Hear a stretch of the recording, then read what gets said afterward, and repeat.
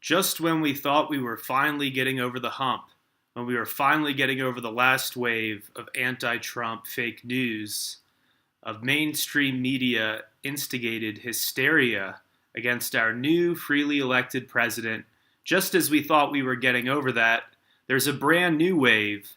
They're calling it the Donald Trump Muslim ban, and the hashtag Muslim ban was trending on Twitter. Liberals have managed to whip themselves into a hysteria about this. First, just a couple of facts. If you are a Muslim in the United States, in Canada, or in the European Union, this does not affect you. In fact, a Muslim ban is the name that leftists came up with it's the name that leftists came up with to describe Trump's immigration policy. Not actually Trump's own words. This immigration restriction does affect people from 7 countries. There are some countries around the world that have proven themselves to be hotbeds of terrorism, and people from those countries are going to have a difficult time entering the United States until they have been properly vetted by authorities. Now, this is something that many voters wanted. Many voters wanted a big change in immigration policy and in foreign policy, and so we elected Donald Trump. And he's not sort of president. He's not kicking the tires to see how it feels. He is your president for at least the next 4 years. Some people believe he'll get a second term, but that's in the distant future.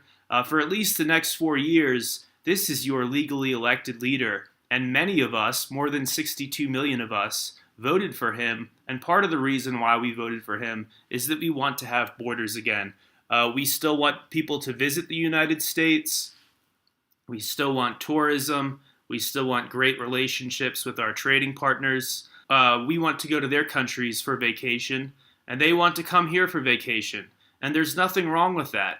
But wide-scale, unchecked immigration from countries overseas that have proven themselves to be a hotbed of terrorist activity, that is no longer going to happen. We have almost always had border security in the United States. Obama's policies were an aberration, not the norm.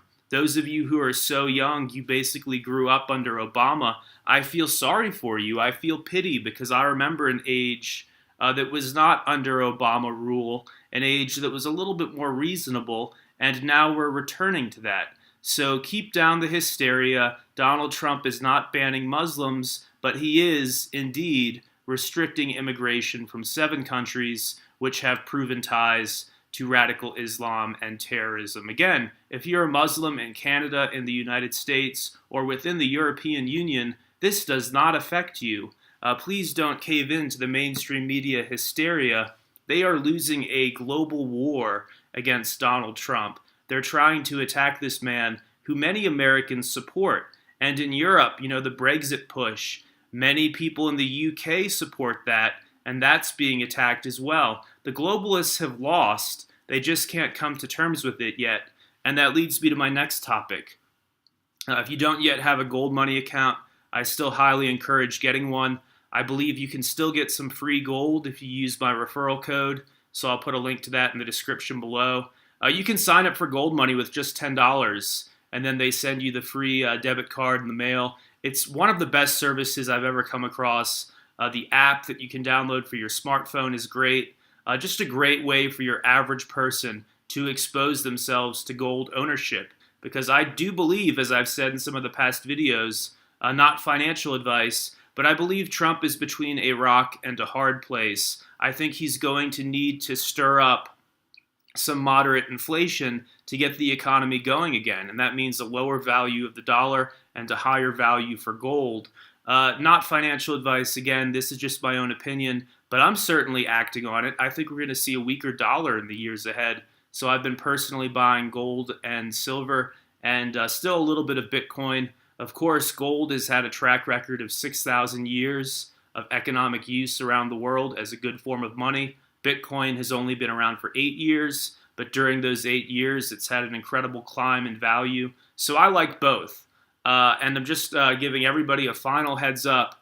Make sure you get a gold money account and make sure you start learning about gold and silver and Bitcoin, because just like in that movie Looper, that futuristic movie that came out several years ago with Joseph Gordon-Levitt and Bruce Willis. Just like in that futuristic movie, I could see an outcome where Americans begin using gold and silver as a form of money again, because the inflation is coming. I have not heard this from anybody within the Trump administration, but I have some good contacts in the finance world, and those people believe inflation is well on its way.